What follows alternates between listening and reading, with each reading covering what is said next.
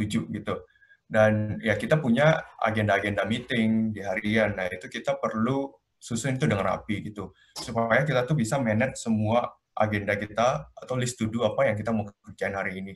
Nah, itu lebih ke list to do atau apa yang kalian mau achieve, apa yang kalian mau capai di hari itu tuh kalian bisa masukin di agenda harian kalian.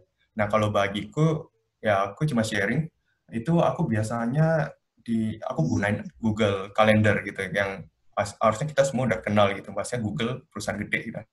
Dan aku gunain salah satu aplikasinya Google Calendar itu bagus banget dan aku pakai itu buat untuk memanage hari-hariku gitu dan bahkan aku bisa memanage kayak mingguanku juga, agenda mingguanku juga. Nah, itu yang pertama gitu. Dan harusnya sampai sini, harusnya kalian udah cukup ngerti, apalagi kalau misalnya aku juga ngomong soal kuliah, dulu pun aku kuliah pun juga masukin agenda-agenda aku, tapi nggak sepadan ketika kalian udah ada bekerja di marketplace. Nah, itu yang pertama, poin yang aku mau sampaikan yang pertama, yang aku rasakan banget gitu. Nah, yang kedua itu adalah workplace. Workplace itu adalah kayak tempat di mana kalian bekerja. Kayak misalnya aku bekerja di rumah, aku nggak mungkin kerja di tempat tidur. Kalau aku bekerja di tempat tidur, pasti kan aku nggak produktif. Mending aku tidur aja gitu. Dan itu pun juga nggak bagus gitu. Kalau misal kalian mau produktif, ya kalian jangan kerja di tempat tidur.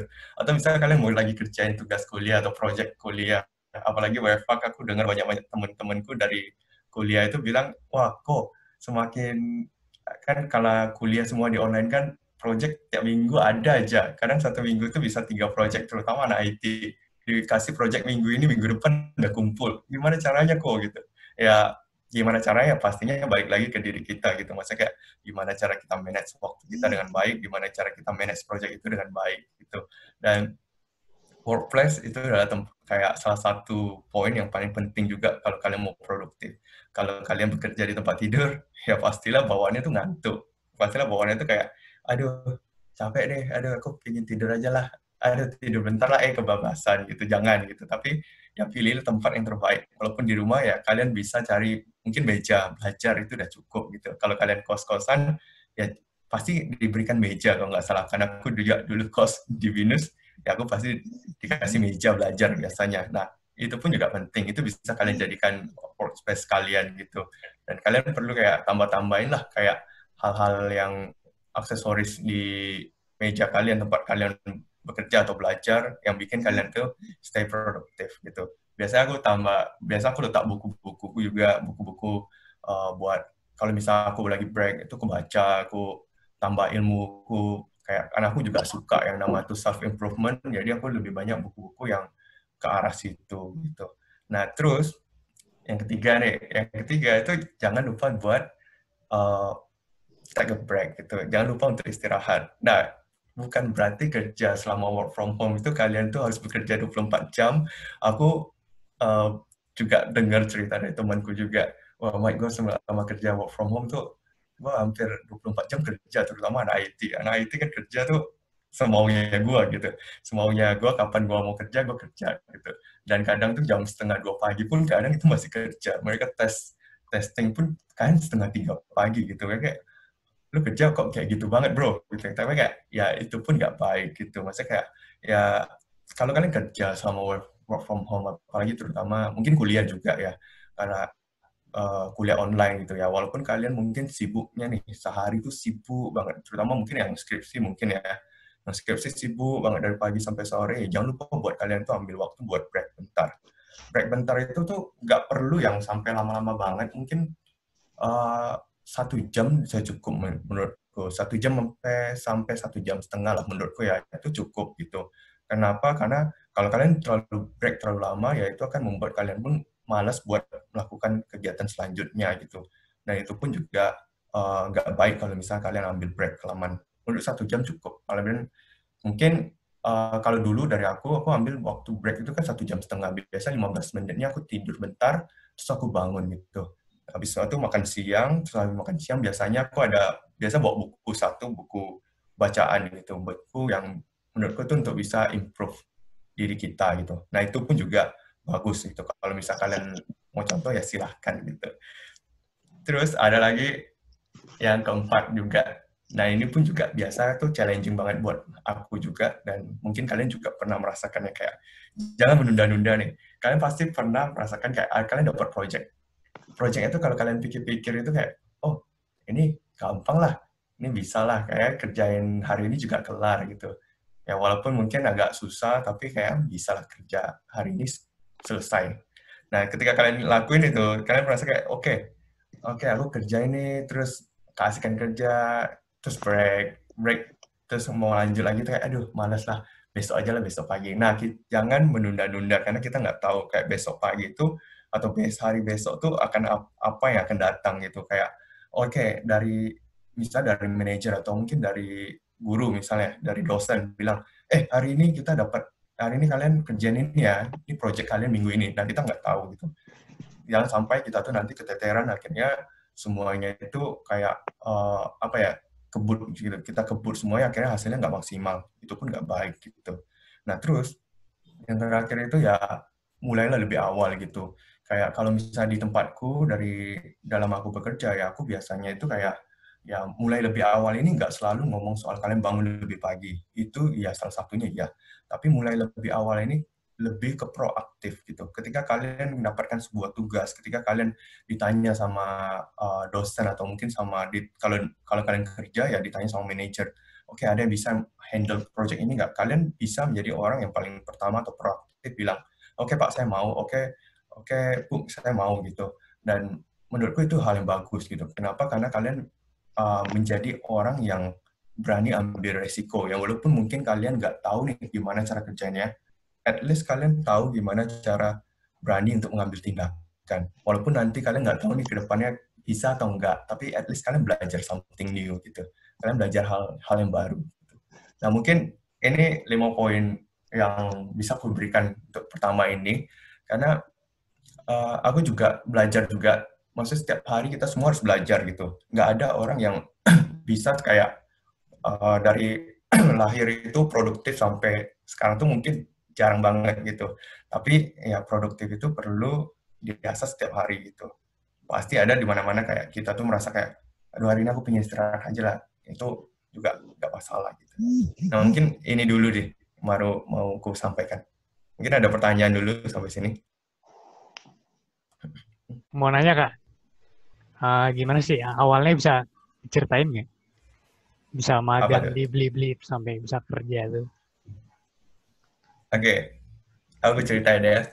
Pertama kali aku kuliah itu, wah, kalian kalau tahu, itu tuh aku banyak banget main-main gitu. Jadi, kalau kalian tahu, semester awal, itu kan kita tuh pastilah visi kita ya. Di tempatku dulu visi namanya. Aku nggak tahu sekarang apa namanya. Jadi, dulu tuh visiku selalu bilang, kita kalau mau mendapatkan IPK yang terbaik selama kuliah, itu tuh kejar di awal, karena nanti tuh di akhir-akhir tuh susah gitu. Nah, jadi itu aku tuh kebanyakan main di semester awal itu. Semester awal itu aku banyak main-main, akhirnya IPK aku anjlok gitu. Anjlok, dan aku masih ingat semester 2 tuh IPK aku cuma 2, berapa ya? 2,3 kalau nggak salah. Nah, jadi dan di situ tuh aku mikir gitu kan, Mas, kayak, wah ini nggak bisa gini kalau aku kayak gini, dan orang tua aku juga bilang gitu kayak, Mike, kalau bisa kamu lulus kuliah itu 3,3 minimal gitu. Minimal ya, orang tua aku bilang. Dan di situ tuh aku kayak mikir gitu kayak, kalau kamu tuh anak cowok gitu, gimana caranya kalau kamu tuh mau sukses, tapi kalau kamu malas-malasan di kuliah gitu tuh nggak bisa gitu. Dan akhirnya aku coba merenung gitu kan, merenung, mengintrospeksi diriku kayak, oh iya benar juga ya. Akhirnya semester 2 itu aku putuskan buat, oke, aku mau belajar sungguh-sungguh gitu. Aku mau masa kayak memanage, kalau nggak bisa memanage kayak, aku tahu nih kuliahku udah hancur kayak gini, IPK aku hancur. Oke, aku mau manage diriku dulu gitu. Aku mau manage apa yang bisa aku manage gitu. Yang aku bisa aku manage ya waktuku, aku yang bisa manage kayak diriku, cara aku belajar, ya aku manage itu dengan baik. Jadi waktu itu tuh aku masih ingat Tokopedia tuh baru-baru booming, kalau nggak salah. Dan aku tuh pingin, impianku tuh bisa magang di situ gitu. At least merasakan gimana dunia kerja tuh di Tokped gitu. Tapi seiring berjalan waktu aku tetap kepinginnya ke situ. Nah, ternyata di angkatanku itu aku tuh yang, kalau nggak salah itu yang angkatan kedua yang terapin 3+1. Nah, akhirnya di situ tuh aku kejar tuh IPK aku sampai pas di semester kelima ya, kalau nggak salah ya. Sebelum magang itu aku dapat IPK 3, ke atas lah. Kalian tahu gimana aku kejar kayak gitu ya, itu sakit-sakit dahulu lah, berdarah-darah guys. Nah terus, dan ketika 3+1 terbuka ya, waktu itu ada banyak company ya, dan pastinya pertama aku daftar tuh Tokped, Tokped, terus yang kedua apa, ketiga apa, kalau nggak salah ada bank juga, BCA, dan akhirnya salah satunya tuh Blibli. Nah dari, aku apply kalau nggak salah tuh dari 7 company waktu itu. Yang di-approve cuma 2, Tokped di-reject karena mereka cuma terima 1 orang doang, dan waktu itu yang terima itu cuma orang yang IPK 4. Aku udah pasti ketolak lah gitu. Gak mungkin gue bisa masuk Tokped kayak gitu. Saingan gue kayak gitu. Nah akhirnya itu dari 7 company itu yang terima tuh cuma 1 gitu. Yang cuma 1 ya itu Libli gitu. Dan mereka itu open, kalau nggak salah itu 40 orang ya. Jadi dia tuh 40 kuotanya, 30-an itu 30 itu developer gabung sama QA lah, atau apa aku lupa. Nah, 30 itu dev, programmer, 10 itu tuh bagian network infrastructure. Nah, dari situ tuh ya, ketika aku di interview, nah dia cerita gitu, dia cerita, dia pinginnya kayak orang-orang kayak gimana yang mau masuk ke Blibli. Dia cuma bilang, aku cuma pingin orang yang mau belajar, bisa ya apa ya, bisa ngomong dan mau punya kemauan untuk lebih gitu di dalam dirinya gitu. Maksudnya berarti kayak karakternya tuh orang yang benar-benar punya karakter lah dia minta gitu. Jadi oke, aku cerita-cerita doang. Akhirnya tuh ternyata dari 10 infrastruktur kan termasuk aku gitu ya. Yang di interview ternyata 17 kita di lebih dari kuota itu. Dan ternyata yang diterima tuh cuma 2, dan salah satunya itu aku gitu. Dan ketika aku diterima tuh kayak aku masih shock. Ini beneran Michael Setiadi nggak sih? Sampai di hari aku pertama masuk ke Blibli itu magang kan. Nah hari pertama itu aku lihat di kiri di kananku itu semua tuh aslep semua kayak, eh aku kenal ini aslep ini, aku kenal semua gitu. Dan ya itu nggak tahu aku gimana ya, pastinya kayak kayak mungkin ya bersyukur aja gitu dapat di Blibli gitu ya. Dan I know gitu ketika aku di interview ya aku cuma bilang ya Pak, aku ilmuku pas-pasan, tapi aku mau belajar sih Pak. Kalau misalnya Bapak mau kasih aku di bagian ini, ya aku pasti akan belajar lebih lagi. Dan aku akan kayak, apa harapan Bapak ke aku ya, aku berusaha untuk mencapainya. Ya aku cuma bilang jujur aja kayak gitu. Lah, toh ujungnya kayak diterima gitu, senang banget aku kayak gitu sih. Nah, kayak gitu, awal aku diterima, itu kurang lebih interviewnya lebih banyak sih, cerita-ceritanya sih, kayak gitu. Karena waktu itu bapaknya nggak bilang kayak, aku pingin orang yang bisa begini, begini, begini, punya hard skill begini, punya soft skill begini. Enggak, dia nggak bilang kayak gitu, tapi dia cuma bilang kalau aku butuh orang yang mau belajar dan orang yang tahu gimana cara mengajar. Dan kayak menurutku kayak, oh, oh ya, kayak gitu. Maksudnya kayak ini apakah benar aku di interview sama blibli.com gitu. Dan ternyata iya benar gitu. Dan akhirnya ya di situ aku belajar banyak banget. Ketika aku mulai internship itu aku belajar banyak banget. Itu sih. Itu sih Zam. Oke. Wah, menarik banget nih ya Kak ceritanya. Kok Kakak itu kan kerjanya jadi IT developer kan di Blibli itu ngapain aja Kak kerjaannya? Oke, kalau ngomong soal kerjaan ya, mungkin di sini ada orang IT juga kan ya, anak-anak IT. Jadi kerjaan aku itu, tadi aku nggak salah dengar ada infrastruktur juga ya, bagian infrastruktur. Jadi gini, kerjaanku tuh ya kurang lebih kayak programmer gitu. Mainannya itu ya sama layar hitam putih, sama ya kalau kalian bilang itu kayak bahasa alien lah gitu ya, bahasa yang kalian nggak kenal. Ya itu aku belajar hal itu, kurang lebih harianku seperti itu. Ada kayak agak susah ya jelasinnya. Mungkin kayak gini aja deh analoginya. Aku itu seperti arsitek. Kerjaanku tuh seperti arsitek, tapi dalam dunia IT. Ketika kalian tuh manajer kalian minta, Mike, aku kayak butuh bangun gedung nih, 30 lantai. Nah, arsitekturnya nanti kamu yang pikirin ya. Oh, oke Pak. Oke, aku ingin bangun gedung 30 lantai. Dan aku perlu mikirin dia punya pondasi itu seperti apa. Nanti itu dia punya semen itu pakai yang mana. Nah, ketika gedungnya udah jadi, udah 30 lantai, aku pikirin, oke, 30 lantai aku dapat ruangan itu berapa banyak. Aku bisa bikin ruangannya itu berapa banyak. Aku punya space itu berapa banyak, berapa lebar.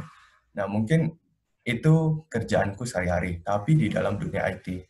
Nah, kalau bisa aku jelasin, mungkin kalian nggak akan ngerti ya, tapi mungkin kalau dianalogiin, kalian mungkin ngerti. Kurang lebih seperti itu. Aku cerita aja ya. Oke, jadi ketika aku kerja di Blibli itu pengalaman itu banyak banget yang ku terima, kayak terutama itu di bagian apa ya, pembelajaran. Nah, kalau di e-commerce itu kita tuh banyak temu orang-orang yang sepantaran kita gitu, bahkan yang mungkin lebih di bawah kita mungkin 2 tahun atau mungkin di atas kita tuh cuma beda selisih 3 tahun gitu. Jadi range umurnya tuh masih 20-an dan itu anak-anak muda semua gitu. Dan karena semuanya anak-anak muda ya kita tuh kayak belajar kayak ya apa ya kayak kuliah gitu kayak kita tuh belajar sama orang-orang yang masih muda tapi mereka tuh udah cukup banyak ilmu yang kita pelajari. Nah kayak itu asiknya gitu. Asiknya tuh kayak kita jumpa orang-orang yang sepantaran kita gitu. Ada juga orang-orang yang di atas kita. Dan kita tuh belajar kayak gimana ya kayak yang hal ku pelajari itu selama aku di Blibli, aku tuh belajar kayak gimana cara kalian ngomong sama orang yang berbeda level dengan kalian, gimana cara kalian ngomong ke orang yang levelnya di bawah kita, gimana cara kita ngomong sama orang di level di atas kita, bahkan gimana cara kalian tuh ngomong bahkan sama CEO gitu. Maksudnya kayak itu hal-hal yang kalian tuh perlu pelajari dan aku tuh belajar di sini gitu. Dan bukan cuma itu aja, kayak environment-nya pun juga bagus karena e-commerce itu buat kayak environment kerja itu asik banget gitu, kayak ada kayak komunitas klub olahraganya kayak main futsal, main basket, terus kayak ada kayak time zone, mini time zone gitu. Itu menurutku kayak asik banget gitu kalau misalnya kayak kita udah stres kerja nih mau breaknya ya main-main kayak gitu, main basket atau main biasanya ada biliar, kayak itu asik sih menurutku, kayak environment kerjanya bagus juga. Dan ya hal yang lebih ini ngomong soal environment kayaknya kalian udah pasti suka lah gitu. Dan kalau untuk ngomong soal apa yang ku dapat di Blibli itu tuh banyak banget, terutama yang kayak pola pikir kalian tuh diubahkan pastinya, dan kayak terutama kayak karakter kalian tuh beda lah. Maksudnya kalian semakin ngerti kayak dunia kerja tuh dunia dimana kalian itu diberikan tanggung jawab gitu, karena kita itu dibayar buat kita tuh menjadi profesional gitu, dan kita tuh diminta untuk ya kalau misal terjadi suatu hal yang mungkin tak diingini dan itu tuh penyebabnya kita, gimana caranya kita itu ngomong ya nggak langsung full ke diri kita ngomong kayak oke Pak aku salah, nggak kayak gitu, tapi ya gimana cara kita itu ngomong dengan baik juga supaya ya masalah itu nggak seakan-akan kayak full salah kita gitu. Maksudnya kayak analisis cara kita berpikir itu tuh diubahkan, gimana cara kita tuh ngomong itu pun juga mulai berubah lah. Beda kalau kalian ngomong sama teman-teman kalian di kampus, kayak aku dulu ngomong di kampus sama ngomong di kuliah kan pasti beda gitu. Kalau kalian ngomong di dunia kerja tuh kayak seakan-akan kita tuh udah dituntut profesional gitu sebagai karyawan. Kurang lebih seperti itu. Oh iya Kak, kami kan nanti mungkin mau magang juga nih. Mungkin ada juga yang kepengen kerja di Blibli. Nah, kalau dari Blibli ini sendiri, paling banyak mencari pekerja dalam bidang apa sih Kak? Ah, kalau itu pasti yang paling banyak sih IT ya. Jadi kurang lebih itu IT. Kalau nggak IT itu mungkin di bagian marketing itu banyak. Kalau kalian mau tahu itu Blibli itu hampir mungkin sekitar 60 atau 70% ya. Mungkin itu anak binus semua kayak. Wah, berarti peluang buat anak binus di sana gede nggak sih, Kak? Ya, kalau kalian keterima ya di lewat 3+1, yang kayak kalian kan punya apa tuh websitenya tuh, nah kemungkinan gede. Mungkin tapi walaupun ya mungkin paling banyak IT mungkin yang 40 orang. Biasanya tuh per tahun tuh BINUS paling banyak. Karena memang program T+1 juga. Kerjasama Blibli dengan BINUS juga. Oh gitu Kak. Buat yang jurusannya cocok, boleh tuh nanti coba ngelamar. Lalu Kak, mau nanya nih, kalau menurut Kakak, seberapa penting sih soft skill itu dalam mencari pekerjaan? Nah, jadi gini, ngomong soal soft skill sama hard skill, itu dua hal yang nggak bisa kita tuh fokus di salah satu hal aja gitu. Ngomong soal soft skill dan hard skill, aku lebih prefer soft skill lebih banyak dibanding hard skill. Bukan berarti aku lebih prefer ke soft skill, enggak gitu. Gini loh, soal soft skill itu bisa juga kita pelajari, hard skill pun juga bisa kita pelajari. Tapi kalau misalnya orang yang terlalu banyak belajar soal hard skill, di mana itu hal-hal yang paling dibutuhkan di dunia kerja. Contoh, IT itu perlu belajar namanya itu bahasa pemrograman, perlu belajar namanya itu logika mereka harus jalan semua segala macam lah, itu semua hard skill gitu. Tapi di satu sisi mereka soft skill mereka itu nggak terlalu diasah gitu. Contohnya dalam mungkin apa ya yang paling berpengaruh leadership mungkin udah mencakup semuanya. Leadership ini ngomong soal kayak gimana cara kita manage. Misalnya kalau misalnya kita anak IT nih, pasti kita nggak ingin cuma nge-stuck di level itu doang dong. Pasti kita ingin lebih-lebih lagi gitu. Dan kalau misal someday ketika kita dipercayakan untuk jadi lead di bagian divisi kita, dan kita diminta, kamu ajarin ya orang-orang di bawah kita gitu, orang-orang yang diberikan jadi timmu itu diajarin. Nah kalau misalnya kita nggak punya soft skill dalam artian kayak leadership gitu, leadership communication, gimana cara berpikir, thinker gitu kayak critical thinker. Nah itu kalau misalnya kita nggak punya ya itu bakalan susah. Someday itu orang-orang yang kita pimpin pasti akan merasa kayak, ini lead gue bisa nggak sih ngemimpin, atau bisa nggak sih kasih tahu tujuannya mau kemana. Nah itu tuh penting gitu. Soft skill tuh penting buat kayak apa ya, kayak jadi pelengkap dalam diri kita. Kalau misalnya kita cuma fokus ke akademik gitu, akademik kita bagus banget, tapi kita tuh nggak bisa ngomong gitu. Percuma kita mau jadi orang pintar cuma sendiri gitu. Tapi kalau mau jadi orang pintar, jadilah orang pintar yang bisa membuat orang lain tuh jadi pintar. Itu guna soft skill. Terutama ya aku paling suka tuh komunikasi. Kalian harus pandai gimana cara komunikasi dengan orang-orang yang berbeda level dengan kalian. Soft skill yang paling penting menurutku itu komunikasi. Dan kedua itu mungkin yang paling penting juga itu leadership. Itu penting. Oh iya, setuju banget nih Kak, kalau soft skill itu memang penting. Lalu Kak, kalau di Blibli, kriteria apa sih yang diutamakan Kak? Misalnya kekreatifan, atau orang yang ada tekanan, atau apa gitu? Kalau untuk itu tuh tergantung divisi masing-masing. Kalau IT mungkin lebih ke tekanan ya. Karena tekanan kita itu ada memang tipe-tipe orang suka belajar. Ada tipe-tipe orang tuh yang sukanya apa ya, banyak bertemu sama orang. Banyak tipe-tipe orang gitulah di dunia kerja. Nah, kalau mungkin dari per divisi dari divisiku, dari IT misalnya. Nah, itu tuh kita harus tahan banting, tahan tekanan gitu. Contohnya kayak gimana? Kalian tahu event gede lah. Pasti tuh setiap company e-commerce tuh merayakan event-event gede. Kayak 11-11, 12-12, 10-10, 11-11, 12-12. Nah, itu event gede banget gitu. Nah, kalau misalnya nih, terjadi nih di 12-12, jam 12 malam, event lagi gede-gedenya. Terus, tiba-tiba nih, service kita down gitu. Orang nggak bisa bayar. Bisnis proses pasti mati gitu. Terutama di bagian aku itu langsung kayak, wah ini Mike, kenapa nih Mike? Ini gini-gini, ini gimana nih Mike? Ini gimana cara solve-nya, gimana secara cepat mungkin masalah ini selesai. Lah, oke. Aku kalau misalnya kayak gitu, ya kita ya sebagai manusia normal, kalau disamperin sama orang-orang petinggi-petinggi sampai CEO tanya, ini ada apa? Kok masalahnya gini-gini? Pastilah setiap orang merasa tertekan gitu. Terutama aku pun juga, oh ya, oke. Nah, kita tuh harus kayak gimana ya? Pandai-pandai lah gitu, masih kayak, oke, tenang dulu gimana cara selesaikannya. Itu tekanan mungkin ya, tekanan. Ngomong soal tekanan ya kayak gitu contohnya. Terus yang kedua, tekanan belajar.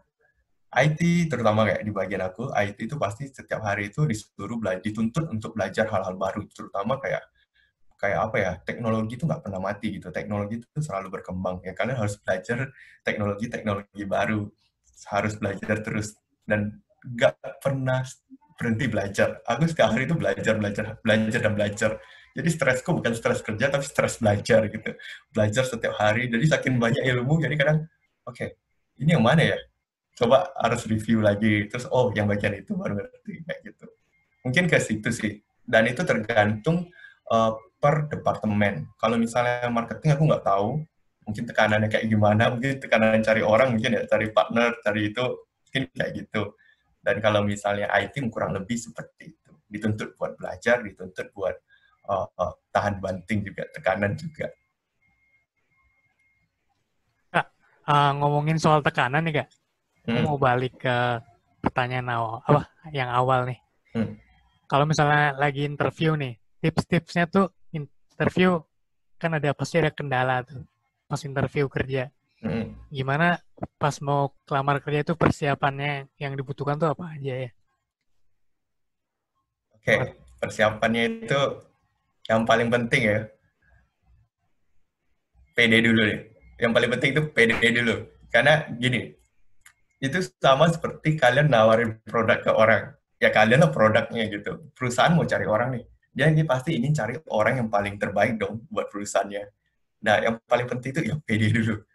PD, jujur. Tapi udah PD, jujur. Jadi kalau misalnya kalian nggak tahu, ya bilang nggak tahu gitu. Tapi ya bilang juga kayak prinsip kalian apa. Nah, aku tuh dulu, ya aku cuma ditanya kayak, gimana ya kayak, gimana, itu ternyata yang interview aku waktu masuk Blibli itu salah satu orang yang paling tegas di blibli.com gitu. Dan aku baru tahu ketika aku masuk gitu. Jadi tertekan juga, tapi ya kayak ya udahlah, masuk nggak masuk ya aku percaya nanti pasti ada yang terbaik juga ya, aku terima gitu. Ya udah aku ceritain aja keseharianku kayak gimana. Terus dia bilang, ini kayaknya kok kamu punya ini IPK jelek ya? Oh iya Pak, ya biasalah Pak. Kadang anak kuliah suka main-main Pak, kira jelek, tapi ya habis itu aku berubah sih Pak. Ini kan semester berikutnya udah bagus Pak. Aku coba ngomong kayak gitu, dan dia ketawa waktu itu. Dan ya jujur aja, pede, jujur, nggak usah kayak melebih-lebihkan, dan nggak usah terlalu merendahkan diri juga, jangan. Tapi jadilah dirimu sendiri. Karena kayak, kalau misalnya kayak aku interview orang, ya bersyukur juga kadang dipercayakan untuk interview. Jadi kita pun juga berharap orang-orang yang nanti join sama kita bisa menjadi partner di Blibli itu tuh bukan orang-orang yang kayak terlalu merendahkan dirinya atau orang yang terlalu melebih-lebihkan dirinya. Kita pun juga nggak mau gitu. Nanti kalau misalnya terlalu merendahkan diri ketika dipercayakan project, mereka nggak pede, mereka kayak, oh iya aku tahu aku nggak bisa, itu kita nggak mau. Tapi kalau orang yang terlalu melebih-lebihkan, mereka tuh pasti kayak, ini apakah cuma ngomong doang atau beneran, kita nggak tahu gitu. Tapi jadilah dirimu sendiri gitu.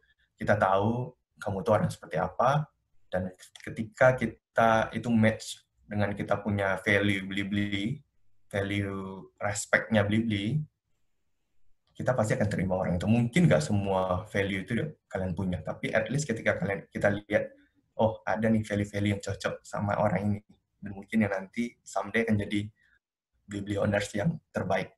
Kita akan rekrut orang itu. Kurang lebih seperti itu. Makasih banget ya Kak infonya. Sekarang aku penasaran, dulu waktu masih kuliah, Kakak aktif organisasi nggak? Organisasi yang aku aktif itu, waktu itu aku PO, jadi aku aktif di PO, tapi nggak ikut langsung ke panitiaannya, enggak. Terus sama olahraga, volley waktu itu. Jadi waktu itu aku pilih banyak banget. Aku pernah ikut IMTI juga, tapi nggak jadi, karena menurutku kalau misal aku ambil, aku bakalan keteteran di waktuku, karena aku juga harus mengejar aku punya kuliah kan. Jadi akhirnya aku ambil 2 doang, PO sama olahraga. Menurutku itu cukup. Sama aku ada aktivitas organisasi yang di luar dari kampus. Nah itu sih. Berarti kalau misalnya kayak 3 itu. organisasi yang aktif banget sampai ke panitiaan-panitiaan lebihnya itu enggak ya? Kalau kakak sendiri? Aku enggak. Dari aku dulu nggak ambil karena aku pun juga aktif di luar kampus. Aku punya organisasi juga, ya itu di gereja aku sih. Aku juga aktif di situ dan dipercayakan juga untuk memimpin di situ. Jadi kalau kalian aktif di organisasi kampus, menurutku itu bagus karena kalian akan belajar kayak gimana cara memanage waktu, event, project, itu semua bagus gitu. Dan itu nggak salah kok kalau kalian ikut. Malah kalau misalnya kalian nggak punya organisasi di luar kampus, ya ikutlah yang di kampus. Itu baik menurutku. Oh, keren juga ya, Kak. Jadi yang penting kita ikut organisasi gitu, pasti ada pengalamannya. Nah, jadi cerita Betul. organisasi, seberapa besar sih Kak manfaat dari ikut organisasi itu dalam memudahkan kita cari kerja gitu, Kak? Oke, jadi kurang lebih timku itu banyak kan orang-orang yang ikut organisasi di Blibli. Jadi kita tuh banyak rekrut orang-orang yang pernah punya pengalaman organisasi. Tujuannya itu berapa? Karena di dalam organisasi sendiri kita tuh belajar yang namanya itu leadership. Bukan cuma leadership, tapi juga ngomongku juga, yang tadi aku juga mention di sebelumnya. Jadi, misal kalian organisasi, contohnya waktu itu temenku yang aktif banget, dia punya pengalaman kerja gitu. Pengalaman kerja walaupun di dalam organisasi, tapi itu pun juga termasuk pengalaman kerja gitu. Contohnya kayak menghandle project, gimana cara kalian memanage project, gimana cara kalian menentukan timeline, deadline, gimana cara kalian handle itu semua, itu pun termasuk kayak pengalaman kerja. Dan itu tuh bagus, menurutku kayak gitu. Oh, oke, Kak. Berarti benar ya, Kak. Kalau misalnya pengalaman organisasi itu lebih penting banget daripada nilai IPK tinggi. Kayak pasti semua perusahaan yang mencari orang-orang yang punya, kayak kakak bilang tadi, soft skill, dan soft skill itu bisa didapetin dari organisasi. Nah, kita kan udah bahas pengalaman organisasi nih, Kak.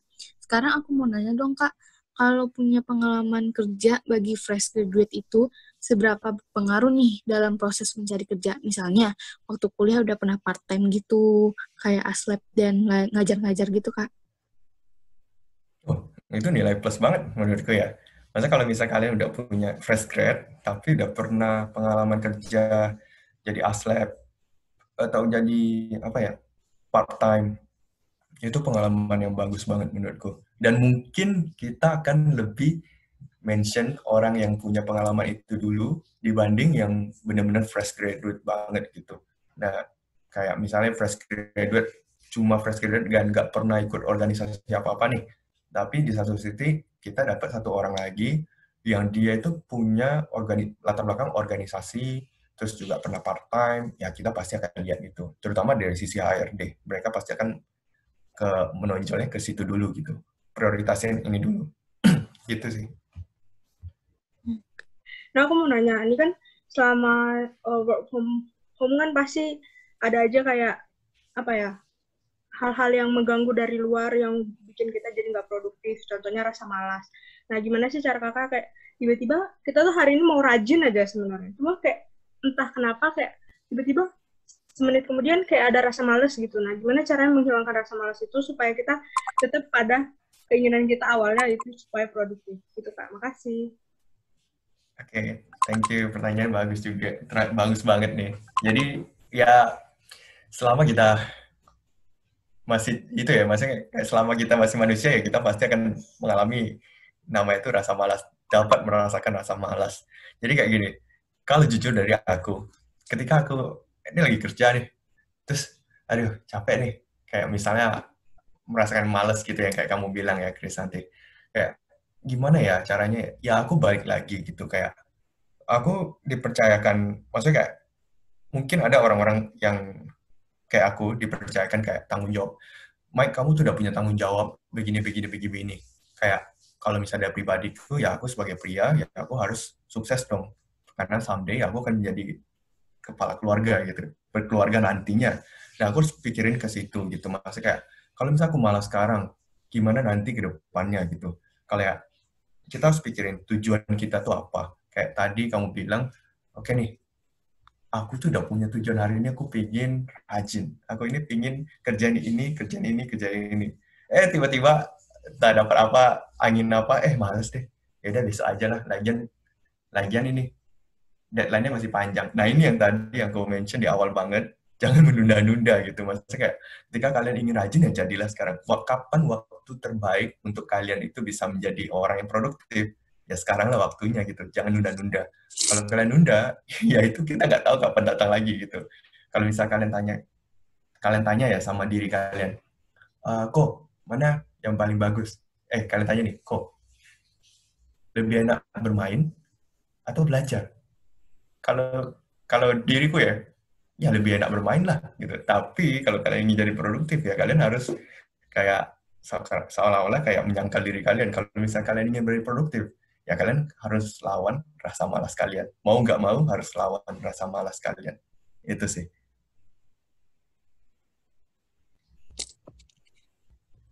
Oh gitu, Kak. Oh ya, Kak, aku mau nanya nih, Kak. Untuk pengalaman kerja, Kak, suka duka dalam dunia kerja itu apa aja sih, Kak? Oh, suka dukanya banyak. Sukanya apa ya? Sukanya kalian digaji. Selama kalian digaji itu sukanya itu.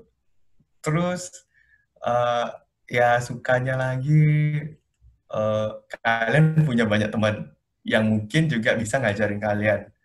Atau mungkin apa ya? Kalian punya pengalaman kerja yang mungkin itu excited lah ya pasti ya. Semua orang pasti kalau dapat pengalaman kerja terus ingin melamar ke tempat lain, ya itu suka juga gitu masuk. Tapi kalau duka, ngomong soal duka itu banyak. Dan dukanya ya enggak yang gimana-gimana gitu, enggak.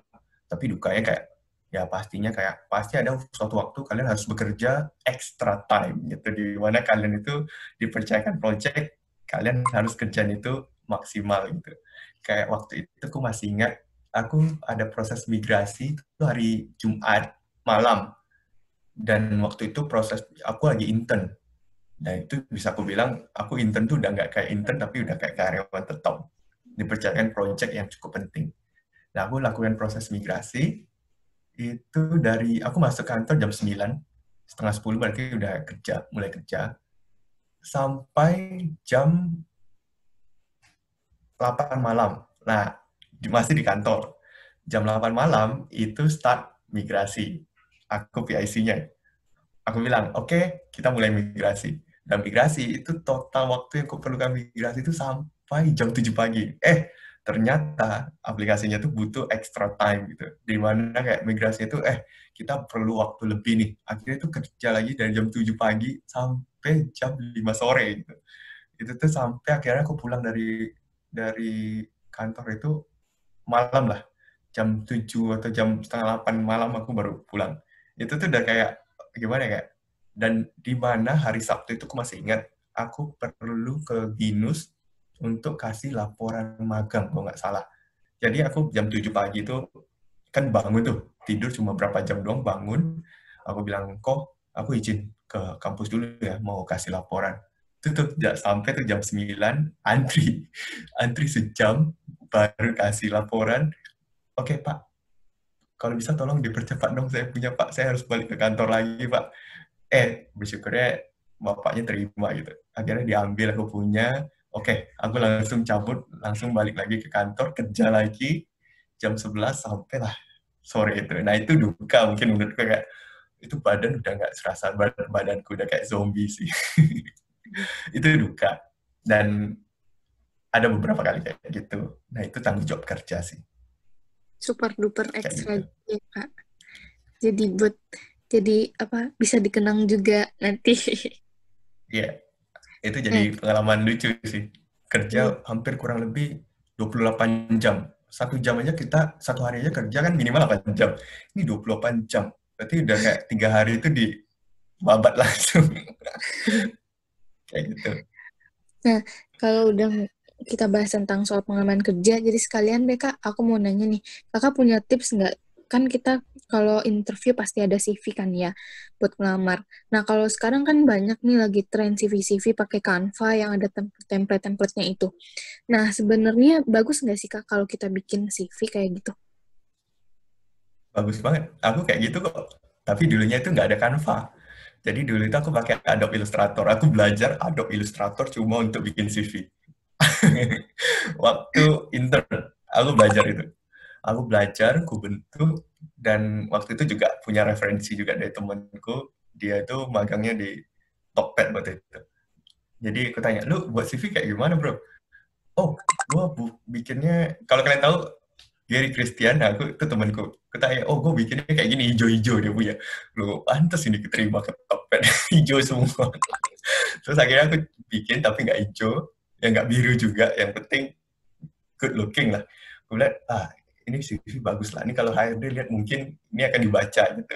Jadi aku gunain Adobe Illustrator, sama seperti template-nya kayak di Canva, cuma bedanya aku bisa custom kayak sedemikian mana aku mau gitu. Kayak gitu. Bagus kok itu. Oh iya Kak, nah sekarang jadi kepo nih Kak. Sekarang kan Kakak udah lulus kuliah, udah punya kerjaan juga. Jadi untuk sekarang ini, apa sih yang menjadi target Kakak dalam hidup? Itu lebih ke pribadi ya. Ya, targetku ya pastinya beli rumah, saya pastinya menikah, kayak gitulah. Iya, boleh Berkeluarga kayak sih, target family Kakak. oriented. Hidup bisa juga Kakak pengen berkarir, lanjutin karir bener, karir-karir Kakak di Blibli gitu apa gimana Kak? Mau cari pengalaman baru atau gimana? Ini aku kasih prinsip hidupku ya.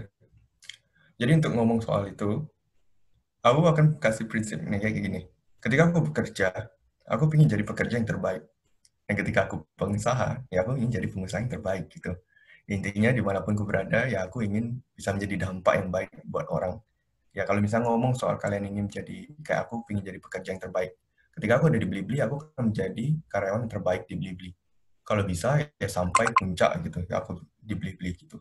Tujuannya adalah bukan untuk nunjukin kalau aku tuh hebat, enggak. Tapi aku ingin kayak, selama aku bekerja, selama aku punya ilmu pengetahuan yang bisa aku share, ya aku kan share gitu. Selama kayak aku dipercayakan project ini, diminta untuk belajar ini, diminta untuk ngelit ini, ya aku akan belajar gimana caranya supaya aku kerja itu bukan cuma semua ke aku, tapi gimana caranya supaya aku ngembangin timku bisa menjadi lebih seperti aku gitu. Menjadi lebih setara atau lebih dari aku. Aku ingin jadi pemimpin, karena aku dipercayakan juga saat ini jadi pemimpin project juga. Aku ingin jadi pemimpin yang bisa membangkitkan pemimpin-pemimpin di bawahku yang lebih hebat dari aku. Someday ketika kami, misalnya, someday semua orang pasti akan juga pindah perusahaan. Aku ingin setiap orang-orang yang pernah ada bersamaku, ketika mereka pindah ke perusahaan lain, mereka bisa menjadi pemimpin yang hebat di company yang baru. Gitu. Jadi orang-orang yang berdampak dan orang-orang yang punya kemauan untuk mengajarkan orang lain juga. Karena kayak aku pernah dengar kata-kata kayak sharing is caring. Ya itu benar gitu. Kayak ketika kalian sharing, kalian tuh bukan cuma memberikan, tapi kalian tuh menerima gitu. Menerima kayak nggak nggak selalu materi, tapi selalu hal yang baik yang dalam hidup kalian gitu. Kayak ketika kita itu memberikan sesuatu sama orang, kita tuh mengajarkan orang gitu. Someday kebaikan kita tuh pasti akan balik ke kita gitu. Kayak entah dalam bentuk materi, entah itu dalam bentuk kebaikan orang, kita nggak tahu gitu. Jadi tujuanku ya ketika aku bekerja, aku ingin jadi pekerja yang excellent gitu. Pekerja yang benar-benar kayak bekerja bukan karena aku digaji. Aku tuh ditentukan bukan karena gajiku, tapi ditentukan oleh siapa diriku gitu. Ketika kalian bekerja, ya jadilah pekerja yang terbaik.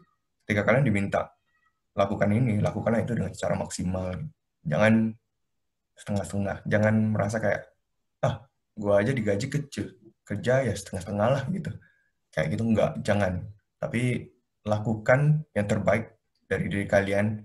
Ya walaupun mungkin pasti ada lah orang-orang yang nggak senang. Tapi mungkin orang-orang itu nggak senang karena kalian melakukan yang terbaik bagian kalian. Tapi lakukan itu yang terbaik, someday itu akan balik ke kita kok. Kayak gitu. Waduh, mantap banget nih Kak prinsipnya.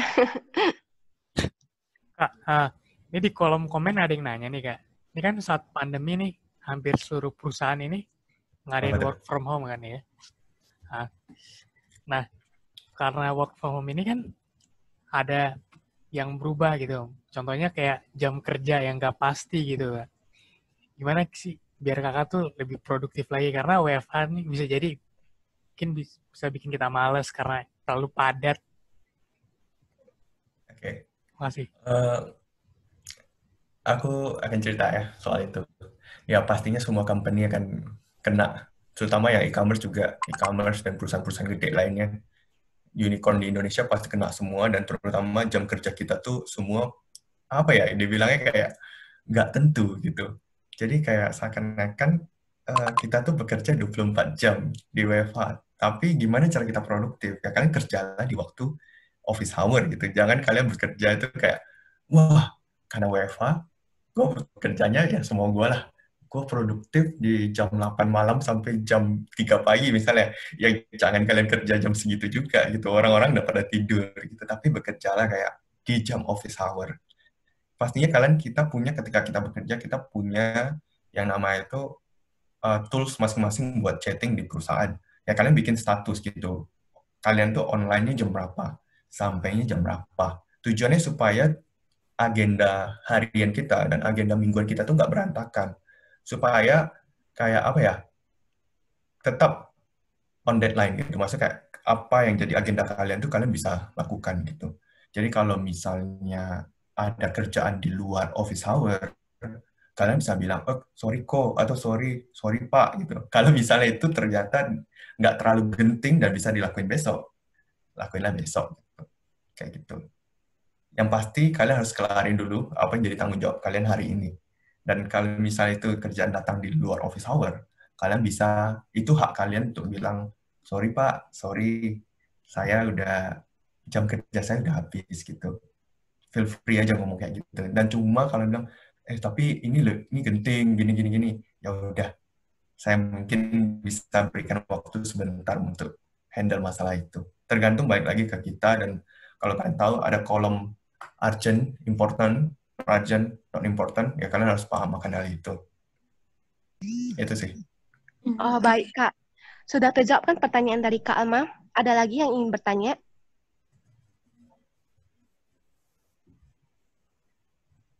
Nanti boleh raise hand atau di kolom chat ya, teman-teman. Ada lagi nih, Kak. Dari Kak Alma lagi nih, Kak.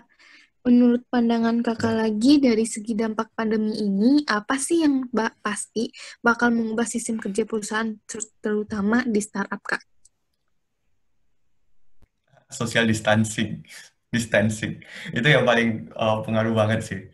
Kayak setiap perusahaan pasti akan punya protokol gimana cara masuk ke company. Jadi kayak nggak mungkin kan satu company itu punya karyawan 1.000 masuk setelah social distancing PSBB kelar, semua company bilang karyawan harus masuk ke kantor.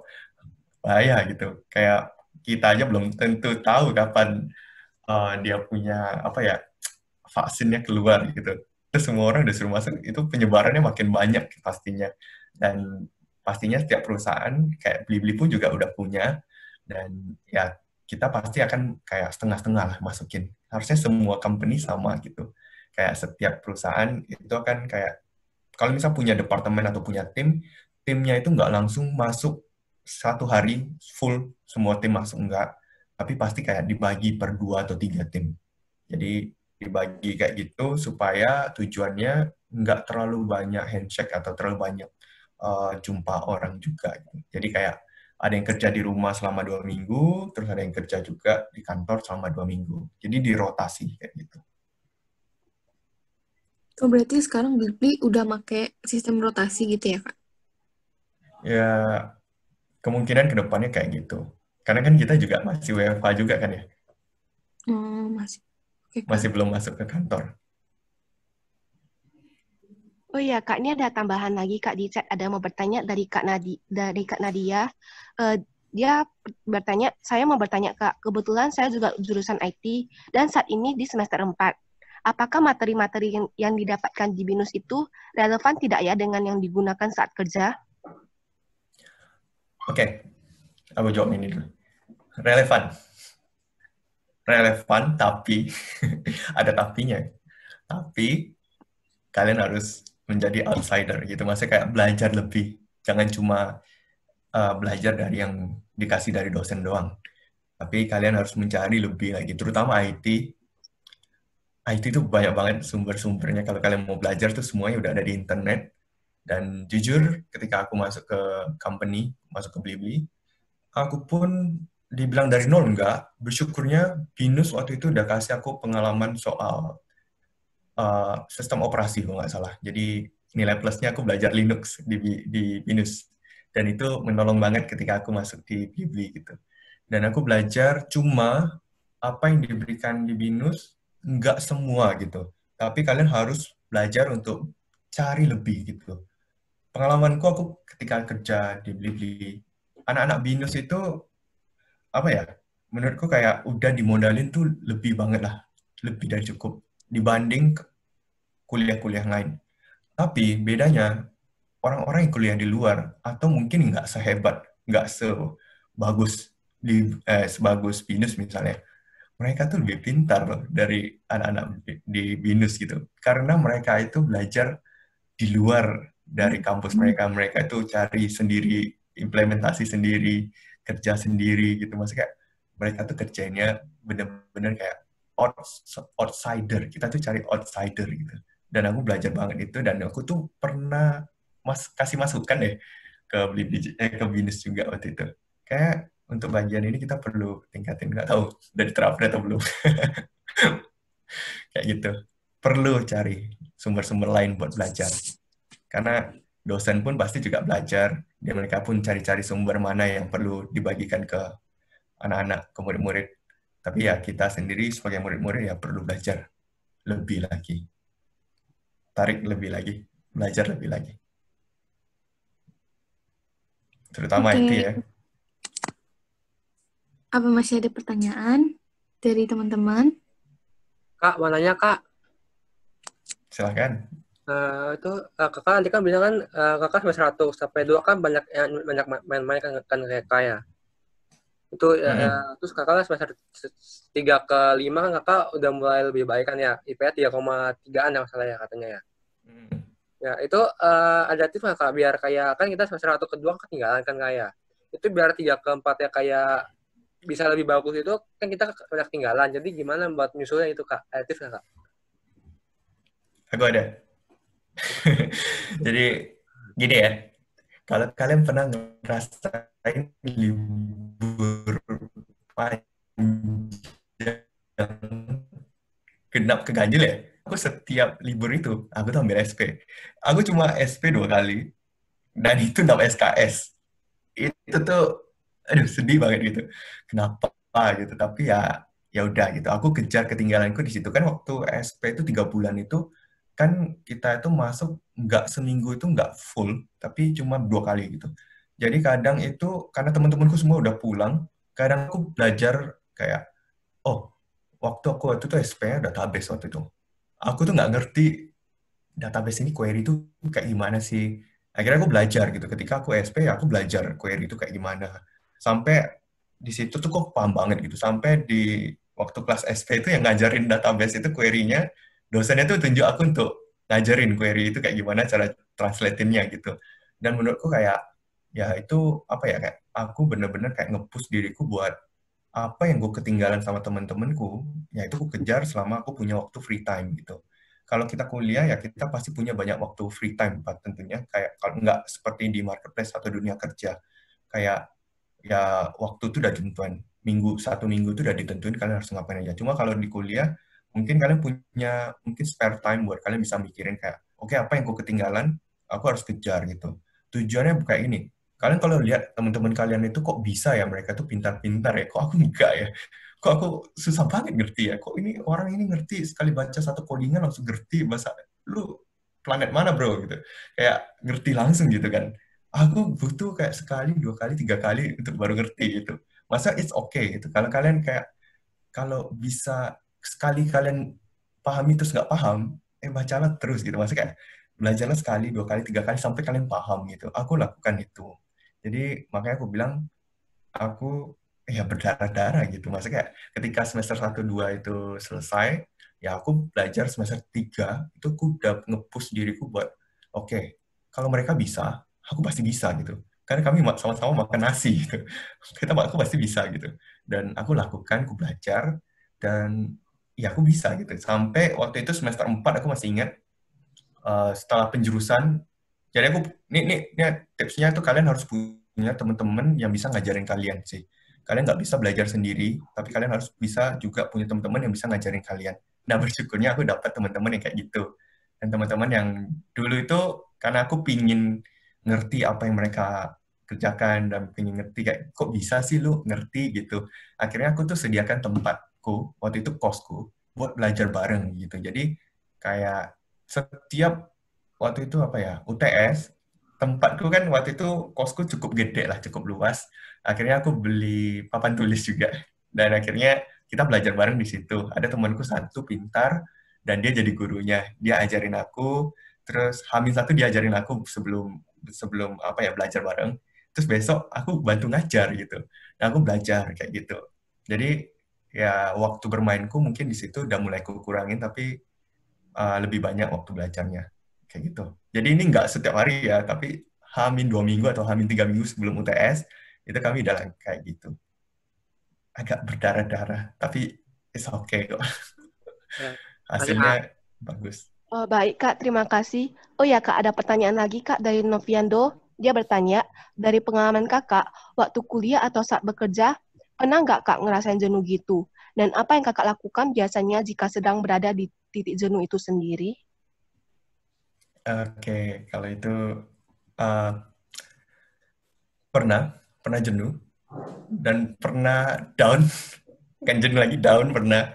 Terutama ya waktu aku IPK itu 2, itu aku down banget. Kayak aku telepon orang tua aku bilang, kayak aku salah jurusan deh, Mam. Aku bilang, kayak aku merasa nggak mampu deh. Itu aku down banget sih, tapi jujur aku bersyukur punya orang-orang yang dekat denganku yang support aku, bilang kayak, kamu pasti bisa kok. Kamu pasti bisa gitu. Kalau orang bisa, kamu pasti bisa gitu. Kalau misalnya kayak aku masuk ke IT, ya pasti itu nggak kayak nggak faktor kesengajaan aku masuk IT gitu. Pasti ada purpose di dalamnya gitu. Ya udah, aku lakukan walaupun down, tapi ya aku punya harapan aku someday pasti bisa kok gitu. Ya, dan ternyata kayak ketika aku di sekarang ini ya kayak ternyata aku bisa juga ya ternyata kayak gitu. Maksudnya kayak pasti ada titik-titik kita tuh down dan jenuh gitu. Dan ya kalau menurutku carilah orang-orang terdekat kalian yang mungkin kenal kalian, yang bisa support kalian. Kadang kalau kita tuh down atau kita jenuh, kita tuh merasa semua tuh negatif tentang diri kita. Nah, kita perlu orang-orang yang mungkin tahu tentang diri kita, yang bisa kasih input positif buat kita. Kayak gitu sih.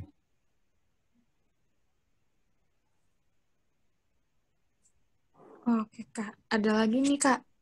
Dari Kak Melisa. Kak, aku mau tanya soal produktivitas selama pandemi. Ada tips untuk menahan godaan main HP atau malah nonton YouTube saat kelas online learning? Kalau kelas offline kan ada rasa takut atau nggak enak sama dosen. Tapi kalau online kan tanpa ada yang ngatur. Gimana cara mengontrol diri kita untuk mau belajar? Gimana cara mengontrol diri kita? Karena aku nggak pernah namanya kelas online kayak gitu ya. Jadi menurutku nih, ini masih menurutku juga, dan inputan juga. Menurutku ya sadar diri sih. Maksudnya kesadaran akan diri kita gitu.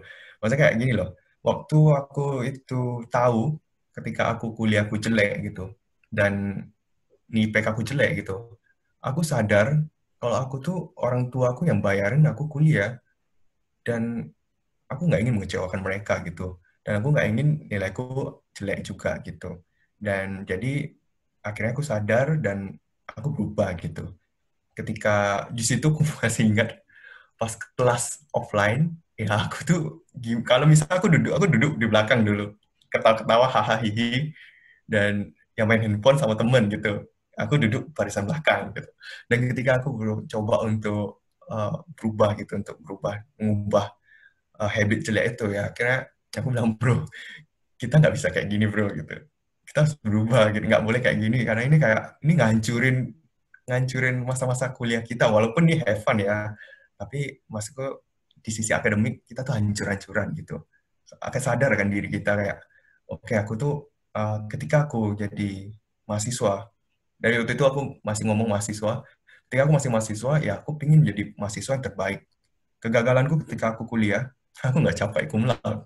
Dan aku pingin kayak ketika aku ajarkan ini ke orang, aku bilang, selagi kamu kuliah, selagi kamu masih belajar di kampus, ya jadilah mahasiswa yang terbaik. Aku selalu bilang, aku gagal, aku nggak cum laude.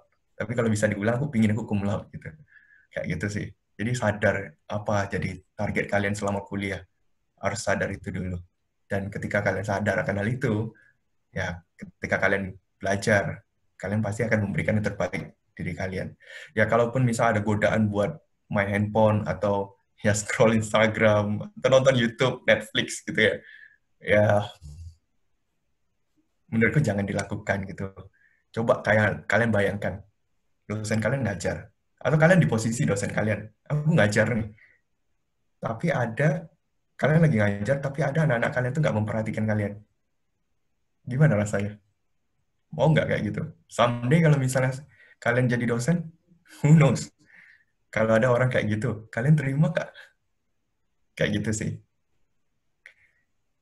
Nah, mungkin itu yang jadi masukan sih, harus sadar juga karena jangan kalau misalnya kita diperlakukan baik sama orang, ya perlakukan orang itu baik. Even itu dosen kita, mungkin materinya nggak enak nih Kak, atau aku udah ngerti ya belajarlah untuk tetap rendah hati, belajar terus.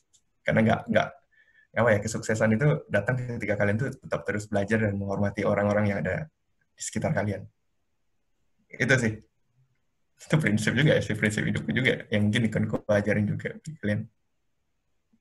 Gimana sih bedanya pertemanan tuh antar kuliah sama dunia kerja? Kan dunia kerja tuh kita ketemu sama orang yang umurnya tuh beda sama kita gitu, bisa dia lebih atas. Terus gimana caranya gimana?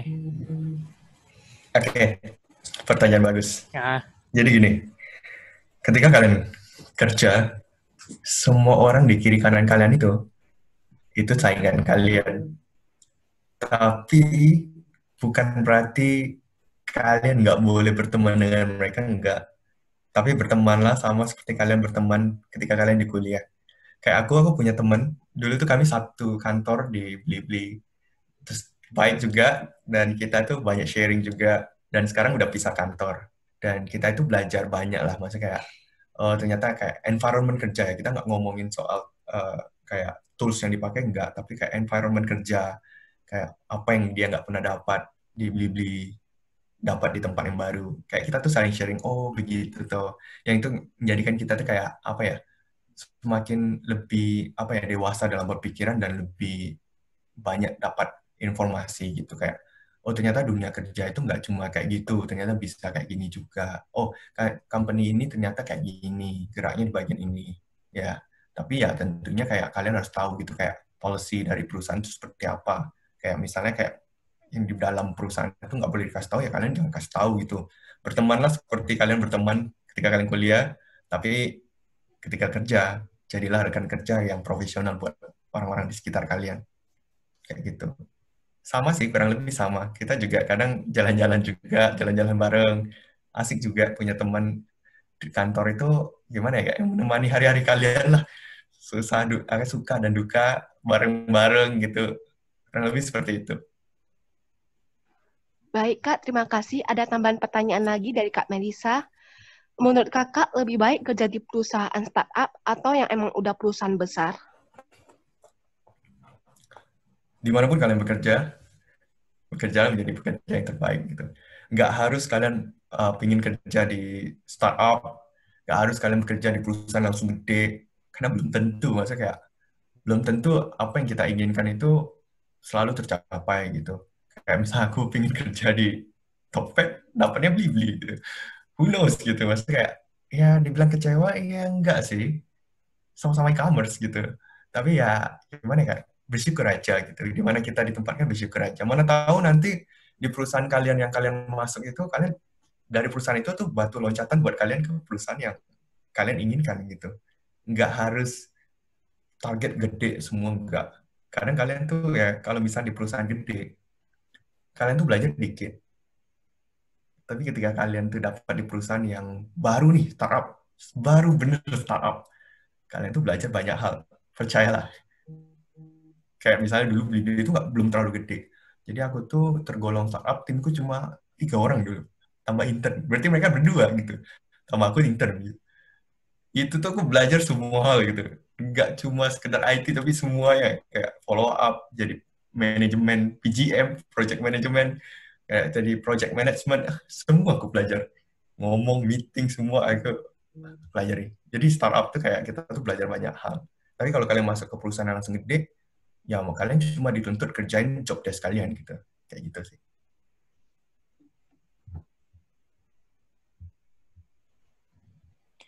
Oke nih Kak, sama tambahan nih Kak dari aku, kan sebelumnya Kakak intern juga di Blibli nih, terus sekarang udah kerja di Blibli. Itu Kakak kayak masih ngelanjut lagi atau ngelamar lagi sebagai karyawan gitu Kak? Gimana sih? Oh, kalau misalnya 3+1, itu langsung dapat privilege buat bisa langsung jadi karyawan. Tergantung Gitu. performance kalian selama intern. Berarti dia Nah, itu yang gue nawarin kita bilang. gitu ya Kak? Ya, selagi kalian internship, jadilah internship yang terbaik. Supaya Iya. diterima langsung. Wah, mantep banget nih sharing dari kakak. Oke, kalau misalnya sudah tidak ada lagi pertanyaan, kita akan tutup ya sesi tanya jawabnya. Nah, terakhir banget nih kak, ada pesan nggak kak untuk teman-teman kita semua ini? Ini semua kuliah kan ya? Iya kak. Iya kak. Oke.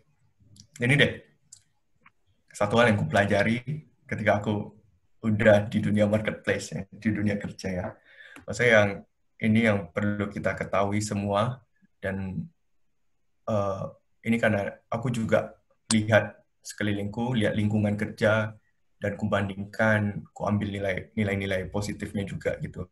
Maksudnya kayak orang-orang yang sukses di marketplace itu ya, dan berdampak di sebuah company, itu bukan cuma orang-orang yang punya hard skill atau soft hard skill apa ya, akademik yang bagus gitu.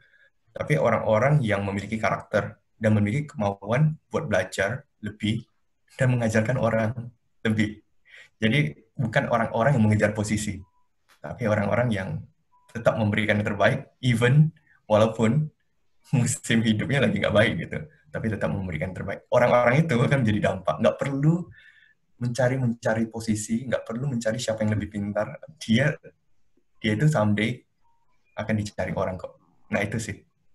Nah kalian belajarlah banyak, belajar lebih lagi, tarik lebih lagi. Jangan cuma mau sampai sini doang. Di luar situ masih banyak orang-orang lebih hebat. Kayak gitu. Wah, baik kak. Thank you banget ya kak atas pesannya. Wah, mantap Welcome. banget ya.